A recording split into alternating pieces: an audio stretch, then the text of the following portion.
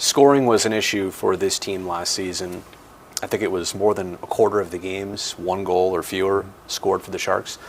If that continues to present itself, 20 to 40 games into this season, is that something you can remedy as a GM? Is it on the players, on the coach? How do you kickstart that, if that is something that can be achieved? I mean, hopefully we're a little bit better offensively with some of the things Quinn and his staff are trying to implement in the style of play.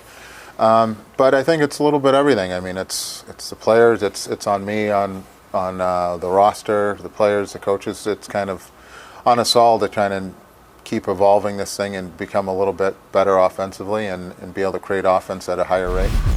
Is that something that you can coach into them, scoring more goals?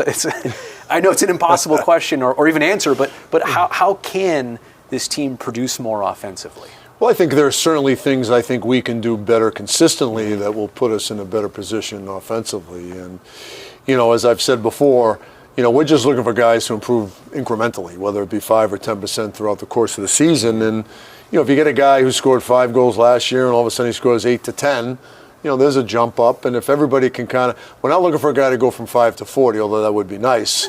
But, if everybody can just be a little bit better, I think obviously you're more productive offensively, and that's where your goals increase will come from. 5 to 25, though, is more likely, yes, right? That can happen. I could think of a few. Yes, I can too. I've had conversations with those exact players about that. Is it nightly conversations that you have with David Quinn? Is it text messages, or how intertwined are you guys?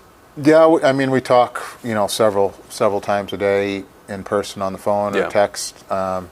So I think our relationship is critical to the organization, and I don't know if you've talked to Quinny, but that's one of his best and strongest suits is his communication and how personable he is. So he's been easy to work with from my standpoint, and we'll definitely keep the open lines of communication.